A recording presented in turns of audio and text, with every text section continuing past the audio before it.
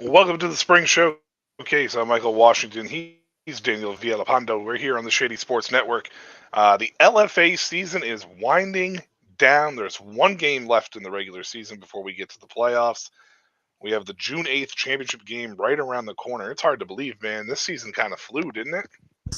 Yeah, flu. I mean, it's crazy because we're already championships coming up in June. That to me, that in itself is wild. But yeah, the year itself is just flying by. So absolutely. Yeah, we'll have a busy week that week. It will be the LFA championship week, and that will be the week after the start of the ELF season that takes place. So Summer Showcase will be running concurrently with Spring Showcase for about 2 weeks. So busy time for me. But you know what Yeah, though? I love this. I love this, man. We're down to the football, nitty man. gritty. We're down to the nitty gritty. We're down to the playoff run. Football's always fun, isn't it, man? Yes, Football's great. sir. I love it. Absolutely. So tonight will be the last. Well, I guess I guess tonight will be the last regular season show. We will not be back next week because they only have one game this weekend, which is a makeup game from earlier Hmm. this season. And then when we come back, we'll have a playoff spring showcase, and hopefully we'll have a special guest with us through the playoffs as well. Speaking of playoffs, this week kind of like Yeah. woo. Oh yeah. Uh, didn't really go as we expected, but at Not the at same all. time, still went as we expected. With the exception of maybe one game. But I mean, what did we have this week? We had the Mexica. We had the Dinos. We had the Dinos clinch with Yeah. a surprise victory over the Mexicas, right? Like Super they surprised. came out. Yeah, yeah. And then Galos Negros and Galcos didn't do themselves any favors this weekend either. So, Yeah. um, yeah, yeah, It was possibly the opposite of what we assumed was going to happen. Uh, I'm kind of glad my jinx didn't work. So actually, it worked in favor technically, but yeah, it was one of those weeks where after seeing the first game, we were kind of like, okay, this is definitely going to be a crazy day, and that's exactly what it ended up being, a crazy weekend actually, and yeah. it put up some great football. Well, let's talk about the first game of the weekend, which was the Dinos clinching in a surprising fashion, Yeah, beating the number two seed, the Mexicas, 27-24. Um, I think I was just more surprised at the fact that the Dinos clinched off of this. Like I yeah, didn't think it was a win. I didn't think it was a win and in deal with them, but it makes sense looking at the rest of the standings and where they're at. I mean, the Dinos with a national quarterback, now a second national quarterback, by the way, because Eric De La Rosa was benched. I don't know if you caught that or not. yes, sir. Um, Yeah. yeah. Uh, Clinches. They scored 27 points. They beat the Mexicas, 27-24. What are your thoughts on this game? And are you surprised with this outcome? I imagine you would be. Yeah, I mean, I think the entire community, besides the Dino's organization and their fans, were expecting the opposite, right? Taking it to overtime, the fact that it was an overtime game, them winning it by of course 27-24, but it was just one of those games where you knew something was weird in the air. It was starting to pertain to it, and early the Mexicas were doing really good. They had a good explosive second quarter as they usually do, but the Dinos did a great job of kind of answering tit for tat and coming back and making it a very interesting game. The fact that they put up those points in the second half to even tie it and get it into overtime, well, to pretty much pull ahead and make it interesting. I don't know if it was a you don't want to discredit them, right? You don't want to take things away, but you don't know if it was one of those things where the Mexicas maybe kind of let go of the gas pedal a little, seeing how they're in. I'm not exactly sure, but whatever it was, the Dinos did exactly what they were supposed to do, and they pulled it away and they pulled out that win. Yeah, and the Mexicas were up in this game, and they kind of controlled the first half for the most part. They held the Dinos to 10 points in the first half, but the third quarter got away from them. The Dinos put up 14 in that quarter, and then they were able to defensively kind of stifle this Mexica's offense to the point where the Mexicas had to score 8 just to tie the game Yeah. and send it into overtime to begin with. So crazy game. Good for the Dinos. Nice to see that they're in.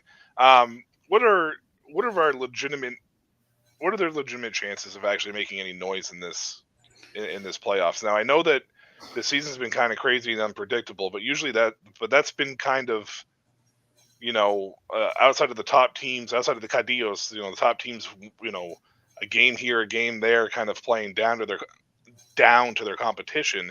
Yeah. I mean, is there a chance that they can upset and make a little bit of a run here? I mean, if this win doesn't catapult them to, having that confidence level at an all-time high and doesn't pretty much light a fire under their butt, I mean, I'm not exactly sure what. They're in the fourth place right now, right? Obviously, so they have the fourth place spot. It's very interesting to see how everything's going to match up towards the end. The biggest thing is, though, it's all football as we know, right? It's not played on paper. It's not played on anything like that. I mean, our predictions are kind of up and down as we've been seeing, right? But if they can play the way they played that second half, granted, I know they gave up the touchdown with the 2-point conversion. It was kind of a long, dragged out fourth quarter where you could feel the emotion was a little high. But if they can play the way they were in that second half, everything looked decisive. Everything looked like they knew what they wanted to run. They knew what they were going to call. They did a good job filling in the gaps. The basic fundamental football that you want to run and to have going into the playoffs, it looked really good. And I'll tell you what, every coach, whether you clinch or you don't clinch, you want to go into the playoffs with a win. You want to go into the last bit with that win under your belt. It just feels natural. It gets that monkey off your back, and you're like, okay, we're good. Like whether we're first place or the sixth place team, you want to go in with that win. And I think the Dinos did exactly what they were supposed to do, and that win is going to help them. Granted, the Mexicas are they got their bye, but I think a win going in is enough to allow them to make that noise. And it's going to be very interesting to see how well they carry it over. It's again, we've seen some crazy stuff where we're week 2, we thought this is written in stone, and everything starts flipping. So I think they have enough to especially at the quarterback position. I think they have just enough to make some noise in the next round. I want to say, I'm glad you mentioned the quarterback position. I want to send kudos to Brandon Contreras, obviously, for putting together the game that he did, and going out there and playing the way that he did to get them that victory. Now, Yeah. on the flip side of this, the Mexicas are going into the playoffs with a loss, but I kind of feel like this may have been a little bit by design. As much as I don't want to take the win away from the Dinos for what they did, I almost am wondering if the Mexicas knew that they weren't going to have to worry about the 2 seed, because they knew that they knew the Raptors were nipping at their heels, but Yeah.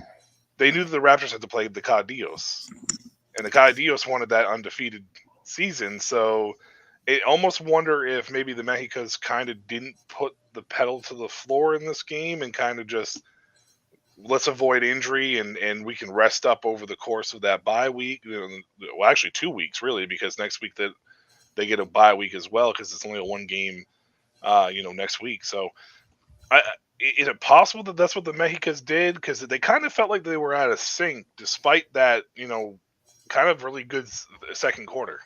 Yeah, and it was more so exactly what we thought with that. We didn't expect them to lose, but I know we expected the Caballeros to push for that undefeated season. We talked about that, and we in the last week's show, we definitely knew that's what they were going to go for. They didn't want to drop a loss for no reason. Right. But and we kind of did allude to the fact that the Mexicas already kind of knew they were in regardless, and I guess they felt it just like we did that first place was going to fight for it, that they weren't going to really do anything much differently, and the fact that they were going to fight for it, we're going to take out the Mexicas' only worry. So yeah, I mean, I absolutely think from a coaching standpoint, you want to have that confidence and built in, but knowing that now you have those bye weeks, it really doesn't hurt as much as long as everyone was on the same page. I know that's always been a tricky thing, right? You have athletes that they're balls to the wall no matter what. They want to win every single game, but you also got to take care of your body, and I think they did it the right way. It was close. They showed that they could have, they could have fought it out. I think if it was a blowout, I think it would have been much worse, right? Mm. But a close game, I think that allows the Mexicas to kind of go into it. Well, hey, you know what? We fought, man. We fought what we were doing, but we knew it was going to happen. And I think if it was the opposite, it would have just been a firestorm starting. Yeah, yeah, and that's just one of the things that you would come to expect, especially in the last week of the season. And I fully expect the Mexicas to bounce back from this. I fully don't believe for an instance that it was a um, situation where they had the pedal to the floor, not Yeah. taking anything away again from the Dinos. Congratulations to the Dinos for clinching and whatnot. The next game on the card was actually on the slate was actually a game that was a must win for you guys. The Yeah. Fundadors. Yes, sir. When the Dinos clinched, the Fundadors were actually losing this game against Galcos, and I wasn't sure that they were going to be able to get it back together. But Shelton Epler and this offense put it together. They blew out the Galcos, squad, and Galcos is now in a very interesting situation. Now there's a potential three-way tie at the bottom of the standings here for the sixth seed, and that Yep. includes the Hefes, who are in control, complete control, and they actually hold the destiny for everybody else. The Galos Negros, who lost their game to the Hefes. We'll get into that in a minute. And then Galcos is now the eighth seed, and look on the outside looking in after kind of putting together a nice little run there. What we were talking about it. Yeah. 3 straight wins versus 4 straight losses. The losses team is the one that came out with the Fundadors and Shelton Epler. Um, Galcos has got to be extremely disappointed with the outcome of this game and how they played in this game because it was sloppy. And even though that they had a good first quarter, the game got away from them pretty quickly after that. It almost felt like everything reverted back to early in the season. Everything kind of immediately when it wasn't the team that we saw the past couple of weeks where when little things would go wrong, they kind of rallied together and got it, and it showed. Right, the Galgos kind of got into situations where penalties started coming up, and you're seeing it, it's like this isn't winning football. You're not going to be able to get yourself out of this hole. If anything, you're just digging deeper into it. And on the flip side, the Fundidores going into playoffs, having a win like this after, again, like we said, their loss streak, they must feel 150 pounds lighter right now. They must feel all that pressure is just off their back, and they just might feel so confident. And you've been calling it, right? You've been alluding to it that they're an offensive firepower. And if you give, which they just did, 45 points to finish off the year, confidence skyrocketing high. I mean, arguably, Epler's arguably the best quarterback in the league. When he's on, he's on. And I mean, like, he's got it. So now you got one of the best quarterbacks in the league, confidence sky high. It's scary to see that this is how they're going into the playoffs. But as a fan, right? I mean, an unbiased fan, it is great to see. It's great to see them kind of you can just see they were having fun. The fun was coming back. The ability, obviously, winning cures everything. So you saw tell the two things, right? The Galgos, a lot of mistakes, ugly football, and on the flip side, it was just an offensive explosion. And the defense finally showed up for the Fundidores, and what a great time for them to have it. So kudos to them, man. Is it safe to say they put the fun in Funidos? Yeah, well, I mean that game definitely Ha! was fun. I'll tell you that. I couldn't resist. I had to. I had to. Now you brought up Shelton Epler. You brought up the Fundadors. You brought up the situation. They're 4-4. They clinch. They can't not be in here. I think though that they can fall to the 6th seed Hmm. if the Hefes win against the Raptors this week. I believe is what the level is. I'm not sure how that's going to work because I don't know the specific tiebreakers for the LFA. I know a lot of what they do is mimicked after the NFL, so I assume head to head would be the first tiebreaker. Yeah, the Uh, head to head, and I mean, then, unfortunately, we saw that one. So yeah. So Hefes, the Fundadors, the Dinos, and the Raptors all could be 4-4 if the Hefes beat the Raptors this week coming up. So that'll be interesting to see what happens with the seeding 3 through 6 in this situation because the top 2 seeds are locked in, um, unless unless did the Mexicas beat the Raptors earlier this year? I can't remember off the top of my head. the Mexicas, from what I remember, I think they beat the Raptors, did they? No, or did the Raptors beat them? No, Mexicas beat the Raptors, so they're locked yeah, into the 2 seed. 29-21. That's right, Yeah, 29 they're locked. 21. Yeah, they're locked into the 2 seed. So, so that's interesting. So we actually have two different battles happening all at the same time here. We'll kind of talk a little bit about the Cala Dios and the Raptors, but that game, kind of went how we expected. Cala Dios finishes the regular season off undefeated. The Raptors lose. But I'm more interested in the fact that there's two dynamic battles happening here in this playoff run, and that's 3 through 6 in the seating bracket could all be 4-4, or you could have a three-way tie at the bottom, all for that 6 seed, coming out of this week. I want to talk a little bit about that here at once we, well, I don't want to say gloss over, but we'll kind of breeze a little bit through this Cali Dios matchup. We'll talk a little bit of the Hefes matchup because the Hefes are the team that's in control with their victory later in the week. But any thoughts on this Cali Dios Raptors game? It kind of went how we expected. It was 15-7 at halftime. The Raptors defense looked like it was good, and they held Cali Dios under 30 points, which we said that they would need to do to win this game. They just unfortunately didn't put it together on offense. Yeah, it certainly felt like I would say the only glaring thing for the Caudillos was it did feel like they were pressing on certain plays, like they were trying to force certain things. I'm assuming it's because they kind of understood where they were in not only the standings but how their talent level works. So it did feel like they were trying a bit new things and trying to keep things, and then flipping to try to keep it vanilla. Of course, they're going to have that bye week, but they don't really want to show a lot. And you can see that with the veteran coaching staff that they have and the players that they have. They understand the outlook that you don't want to pretty much pull everything out. So there's not a lot to take from them. The fact that they still played very calm football and collected, fundamentally sound, and still win by double digits is pretty crazy. But that's just how they've been playing. They've been playing extremely well. The Raptors defense, did a great job early. Kind of gave up some big plays here and there, but if you watch that game, you could see how physical they were playing, how fundamentally sound their defense is. It's just on the offensive side of the ball that we've kind of alluded to throughout the year that it's got a lot of catching up to do. It had a lot of catching up. I mean, now obviously we're done with the regular season pretty much. So it never really caught up to that aspect, that level. So the Calios are doing what we assume they're going to be doing, and right now they've been proving us right every single week.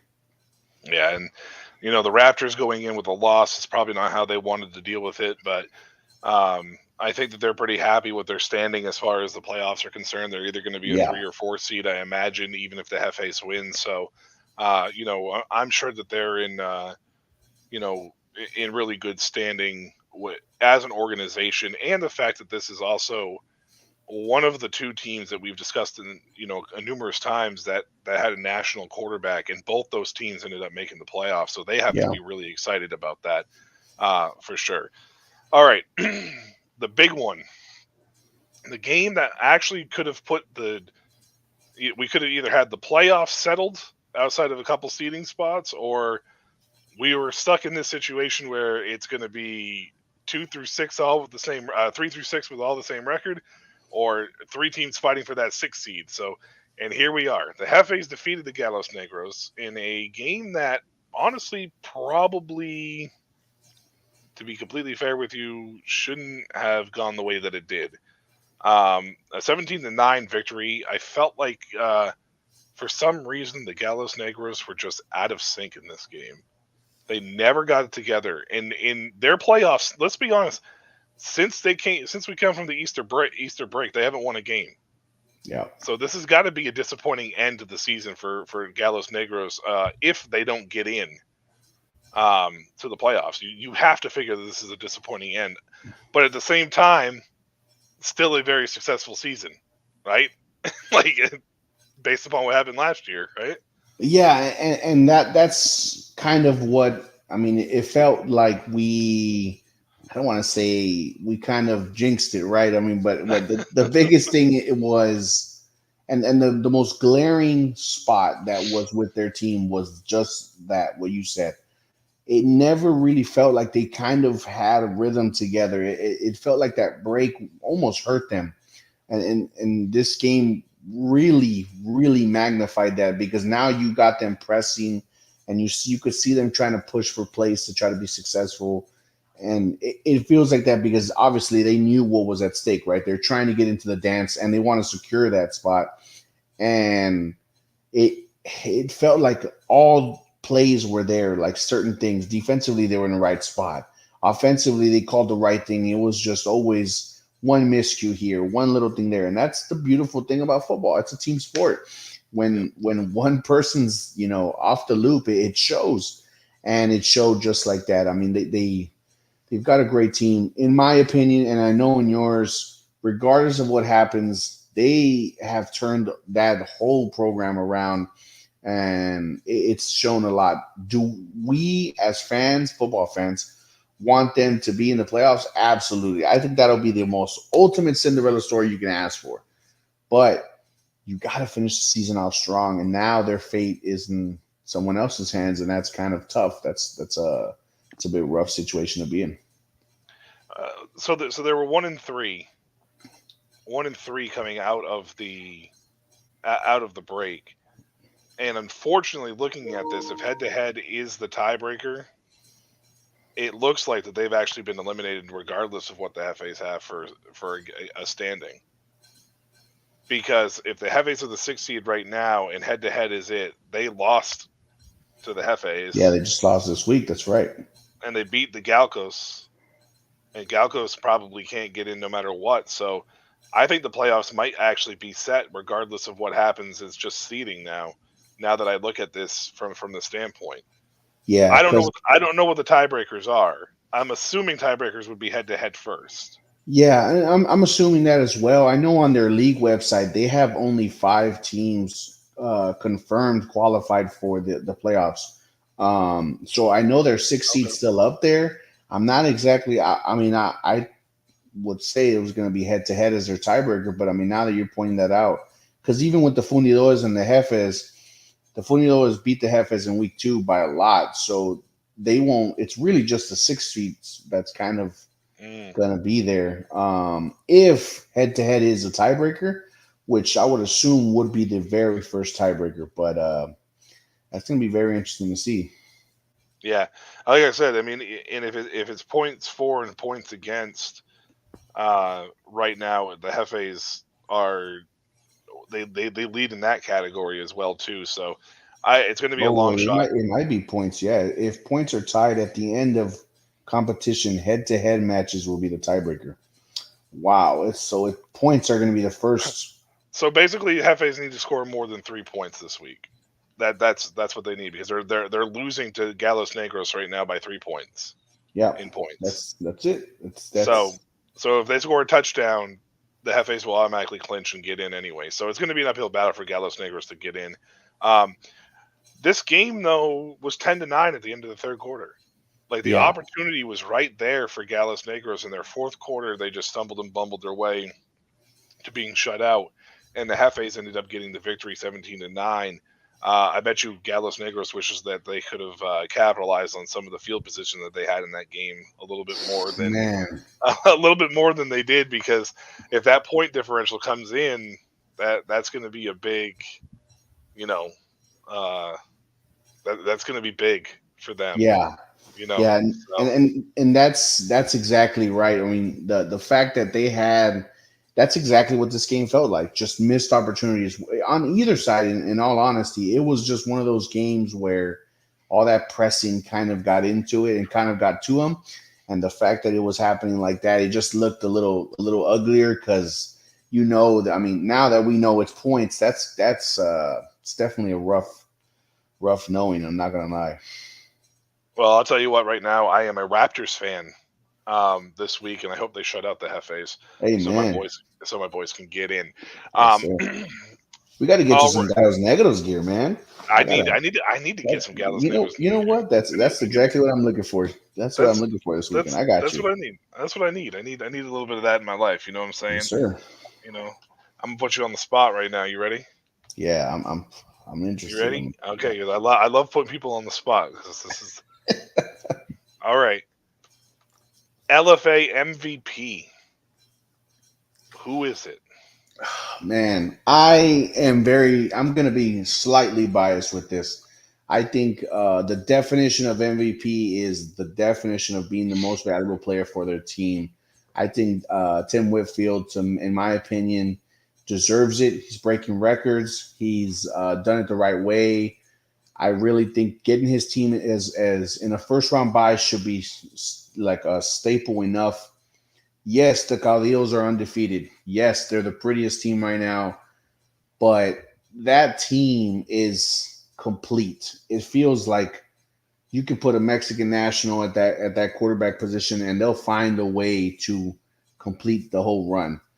This run game revolutionized this year for the Mexicas, and it showed. It showed a ton. He was on pace to just shatter records, and I think he deserves it.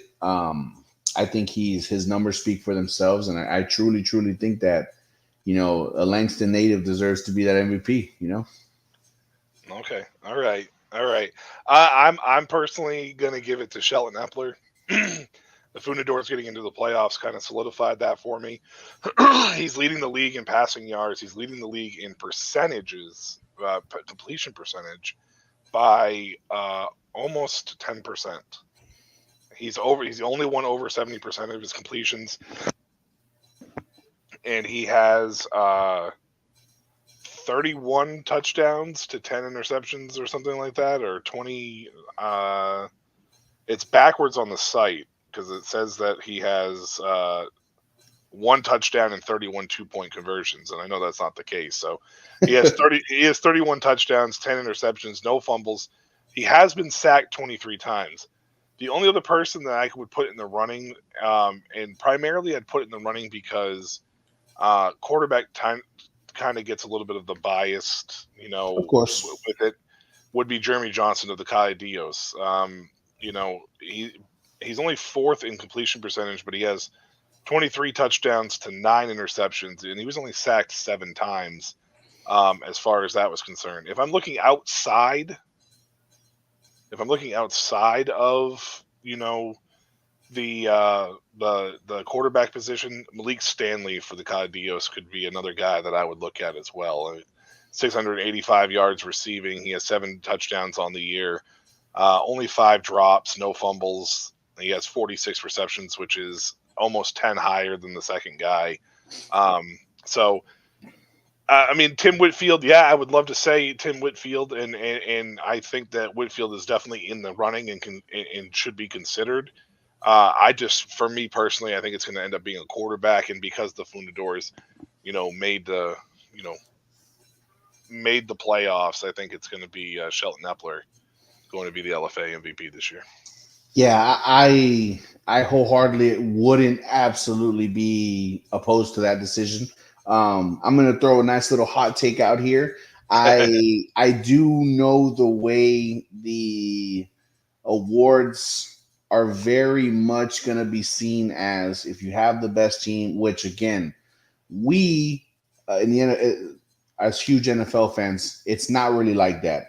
The winning team will usually get kind of flooded with those awards. I really hope it's not similar to last year, but that's kind of my fear. And now that I've really dialed in this year and watched games, and I'm like, man, and I mean, look, Epler had an explosive game. Like if you watch that game, that last game they finished, that's why I wouldn't be opposed to it. He was on the money. The fact that to me, percentages and completion percentage, taking care of the ball, that's huge to me. Huge. And he did a great job. So I really hope it's not, hey, this team's undefeated. They have to have all the best players. Professional football is not like that, you know. So I really hope it's a little different this year, and I do hope that some of the more deserving guys get their opportunity. I mean, Jeremy Johnson definitely should be in the running without a doubt, but yeah, absolutely. I'm pretty sure Epler has got to be, without me looking back at the statistics, I'm pretty sure that Epler has got to set or be close to the record for completion percentage in the LFA history. Like, yeah, to be at 76%, almost 77%, you figure it's got to be somewhere along those lines. Like, because there's just no way. I mean, that's a ridiculously high percentage for a quarterback in any level. Yeah, you know, exactly. Like at the NFL level, you might get a handful of guys over 70%, but for the most part, they hover in that 60% range. So that's a really, really good season, no matter where you are, no matter what level you're at. So yeah, kudos to Epler for that. Now we're gonna have a little fun. We're gonna have a little fun here at the spring showcase. First and foremost, I want to thank Sam for putting together a little voice clip that I'm going to play here, audio clip that I found, thanks to him telling me where it was. And then we are going to have a little fun with something that the LFA did. Well, I think most leagues did on the 4th of May, because obviously it's Star Wars Day, so may the 4th be with you. The LFA did some intriguing things with the mascots, and Daniel and I are going to sit here and discuss that right now. So we're going to jump right into that with the audio clip. You boys like Mexico? Yeah! You boys like Mexico? Yeah! You boys like Mexico? From one of my favorite movies of all time right there.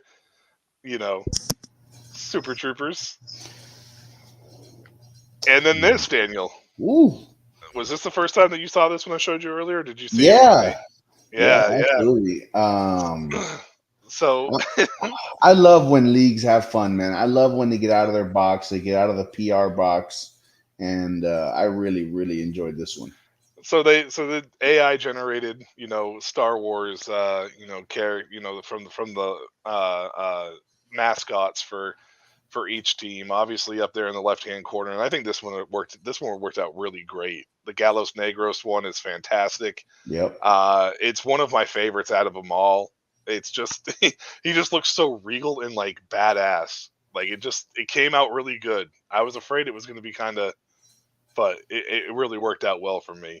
If you had to pick one of these, which one would you say is probably your favorite out of this? Man, to the bottom right, the Dinos, the purple stands out so well. The hoodie, I know the AI thing is the fun is the trend right now, man. But the Heifers, you got to give a nice shout out to the double red lightsaber, Darth Maul style. So I'm always, Darth Maul's my man. He's my boy.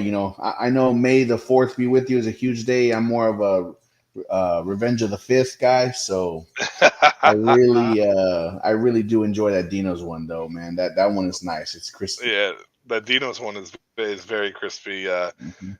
Juan gives a little shout out real quick here. Juan says greetings from Houston.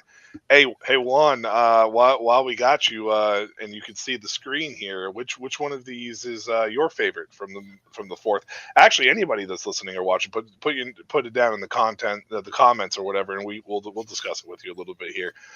This is just a little fun thing. The what is this? The Reyes one down here just looks like he just looks like somebody I want on my side. You know what I Yeah, mean? Like, yeah, that's definitely someone to ride with you right there. We're good with that yeah. one.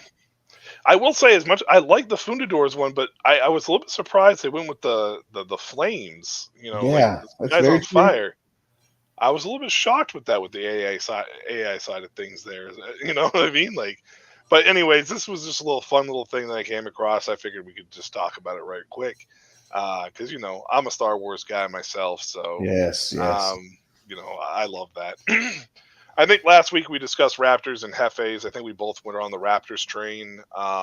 Does it change anything with the results that happened this past week for you, or is the Raptors still most likely going to win this game, or how do you see this ending? Because I don't think the Raptors have with it being points now. Oh, hold on a second here. Yeah. With it being points now, I didn't think about this. This may change how the Raptors approach this. Okay, so the Raptors need to score, it looks like 16 points to tie. If points are, oh no, sorry, I was looking at the wrong one. Oh yeah, no, they're pretty much out of it. They have to put up like 90 points in order to Yeah. like, Yeah, I yeah, was they're seeing that right now too. And that's okay. kind of why I know we're seeing it, and I know it's only because the Raptors are 4-3. That's why they have the third spot. So you are right. I mean, if it's based off points, this can literally flip topsy turvy based off the 269 points that the Fundidores have put up, which is bananas, by the way. Bananas, Like, like insane. I was seeing it, and I was like, wait a minute, is that a two? So um, it's I know all defensive coaches hate seeing the other 200 on the other side. That is kind of crazy for me, but yeah, it's all up in the air. And I'm gonna agree with you. I think the Raptors are gonna do their best to push and to really really fight.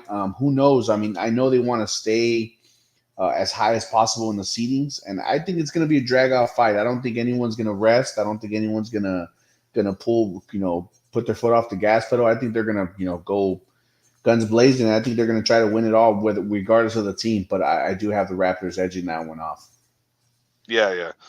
I got the Raptors winning that one as well, and I just think it's going to end up being the way that the season is gone. It's going to probably be a close game. The Hefes will just fall short, but I believe the Hefes will end up being the 6th seed. And what's interesting about that is this will actually be a rematch in the first round of the playoffs, Mm-hmm.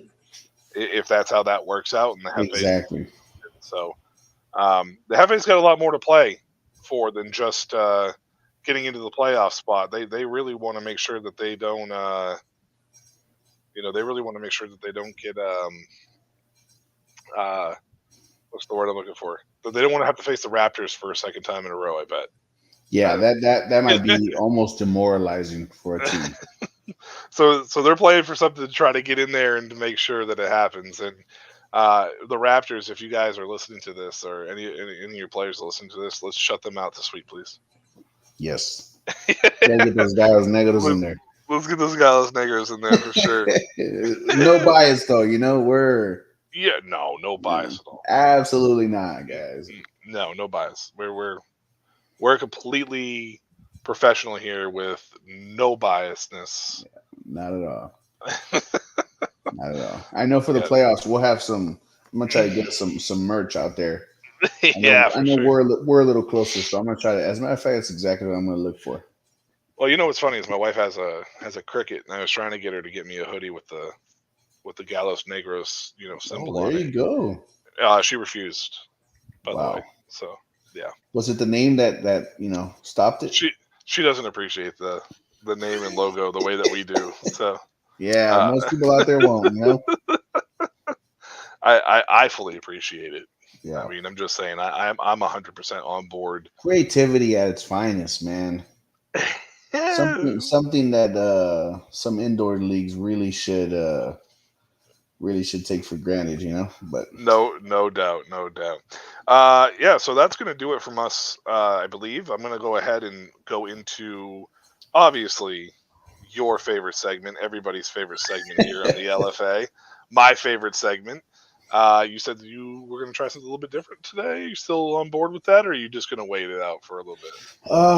no, definitely gonna try a little bit different. We'll kind of give it I know for us, we kind of call it Spanglish, right? Tex-Mex, a lot of Tex-Mex. I know going into the next episode, it's exactly what I want to do. So before we do pretty much go into that. I'm really excited to kind of start. How do I say this? Kind of aiming for the Mexican audience a little more, using a little bit more Spanish. So the next episode, bear with me, anyone that's watching. I'm gonna do my best to kind of shorten things so I don't have to translate everything. But Yeah, that's sure. something I definitely want to try for next episode. I'm excited. It's playoff football, so I'm definitely excited. Absolutely. Do you have anything for your segment this time? You're more than welcome. The floor is yours, my man. Um, man, I wasn't planning one just because we're kind of excited for next one, but Yeah, okay, no, that's fine. yeah, really, really nice and simple. Gracias a todos. Siempre gracias a todos for always, guys. Thank you for everything you guys have done. I want to give my thanks to you guys, Mike, to you, to Sam, to Chris, to everyone in the network page that we have. Gracias a todos. Sam, por su apoyo, right? So for your guys' support. The fact that I'm a part of this team now. Gracias por ayudarme con todo en este equipo. In our team right here at Shady Sports Network. So thank you guys. That was kind of what I wanted to allude to. Para darme chance para hacer algo que me encanta con todo mi corazón, right? To give me something to have an opportunity to do something I love with all my heart. Hablar con ustedes, hablar de deportes, gracias, pero el cosa más es el cosa de fútbol americano, ¿verdad? Me da mucho chance a dar todo para atrás, right? It gives me an opportunity to give everything that I know back, and much love to you guys for just giving us a platform. So I'm really excited for playoff football. Again, Yeah. como siempre, dale chance a la LFA, dale chance. Ahí está en YouTube, ahí está gratis. Fútbol gratis es el cosa más mejor, ¿verdad? Y nomás, como siempre, dale chance. Ahí vamos a los playoffs para el campeonato. So, va a ser junio 8, el 8 de junio. So, también ahí vamos poquito a poquito, pero gracias a todos. So, give it a chance. It's free football. You don't have to pay. You don't have to do anything. You can watch it live on YouTube. Give the LFA a chance, like always, every single week. Give it an opportunity to reach out and, again, subscribe to everything that we got up here, man. Yeah, for sure, absolutely. Regular season is winding down. There's one game left in the regular season for the LFA season, but don't worry about it. I mean, even if you missed the season this year and you weren't able to follow along, and you're now peaked and the interest is there, the games are on YouTube. You can go back and watch them for sure. There is no closed captioning, unfortunately, for it. But if you just listen, you realize that football's football. If you know football, you're going to understand what's happening no matter what, 100% of the time. Amen. As well, it's good football. And we got playoff football coming up. Spring showcase is going to be winding down, but like I said before, we will be back next year. Daniel and Juan. Actually, if Juan wants to come on, you guys are more than welcome to come back. Obviously, if you'd like to, run it back with me, Daniel, I would love to have you back. Absolutely. Of course, for sure, for season 2 of Spring Showcase. But again, from here, the Shady Sports Network, hit that like button, hit that subscribe button, hit the little dingy thingamajiggy, so that way you get the notifications every time that we come on. Wednesdays, 8:30 p.m. Eastern. If life doesn't get in the way, we were actually on time today, in the right time, in the right day, which was awesome. Yes, sir. That was incredible.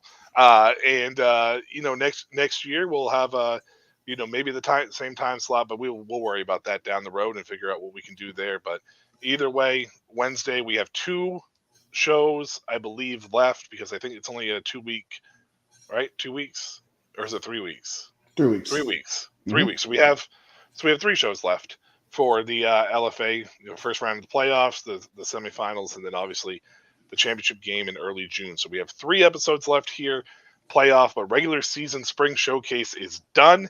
There's one game left. We will not be back next week. We'll be back in 2 weeks to cover, obviously, the playoff run as well. For Daniel via Villalpando, love doing this every week with you. We have a comment here down here. Hey, I appreciate the support. By all means, hit that like button, hit that subscribe button. Like I said, we got 3 shows left for the playoffs, but we have the regular season, and we will be back for season 2. So if you missed us this season, catch us next season. I'm Michael Washington. Thank you again to Shady Sports Network for the platform, and until playoffs in 2 weeks, have a good one.